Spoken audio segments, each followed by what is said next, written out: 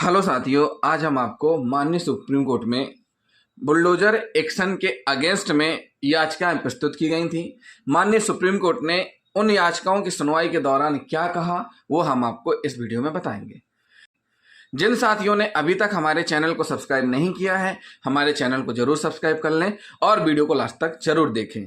Video पसंद आता है तो लाइक और शेयर कमेंट भी करें। साथियों, माननीय सुप्रीम कोर्ट के समक्ष दो याचिकाएं प्रस्तुत की गई, मध्य प्रदेश से मोहम्मद हुसैन की तरफ से और राजस्थान के राशिद खान की तरफ से।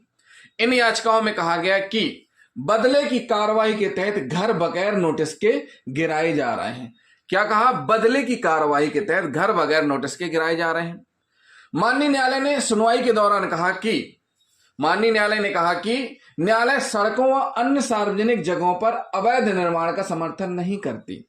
माननीय न्यायालय ने कहा कि न्यायालय इस बात का समर्थन नहीं करती है कि अवैध निर्माण होना चाहिए, सड़कों व सार्वजनिक स्थानों पर अतिक्रमण किया जाना चाहिए, इस चीज का समर्थन नहीं करती। लेकिन संपत्ति गिराए जाने की जो प्रक्रिया है, भवन गिराए जाने की जो प्रक्रिया है, कानून के हिसाब से होनी चाहिए। कैसी होनी चाहिए? कानून के हिसाब से होनी चाहिए। याचिका की सुनवाई डबल बेंच में की गई है। Justice B R. गवई और जस्टिस के.बी. विश्वनाथन की पीठ ने दोनों पक्षों के तर्कों को सुना और यह भी कहा कि दोनों पक्ष मसौदा सुझाव प्रस्तुत करें जिन पर अखिल भारतीय दिशा निर्देश तैयार करने के लिए न्यायालय द्वारा विचार किया जा सके।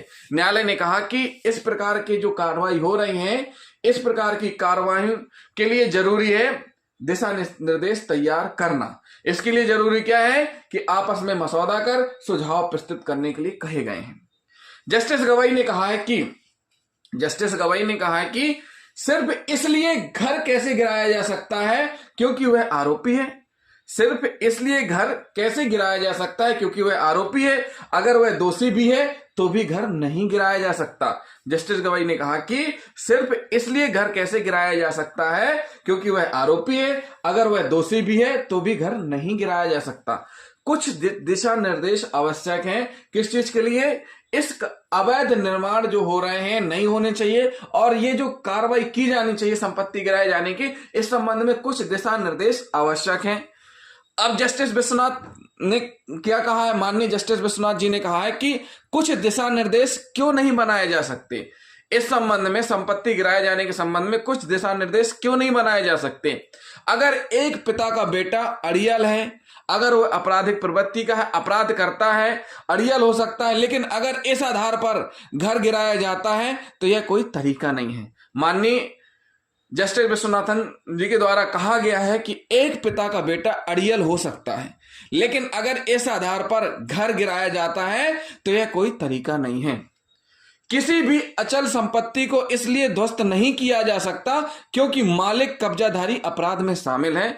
जस्टिस विश्वनाथ माननीय के द्वारा कहा गया है कि किसी भी अचल संपत्ति को इसलिए ध्वस्त नहीं किया जा सकता क्योंकि मालिक कब्जाधारी अपराध में शामिल है। माननीय सुप्रीम कोर्ट का कहना है कि देश भर में एक गाइडलाइन बनाई जानी चाहिए और उस गाइडलाइन का पालन किया जाना चाहिए।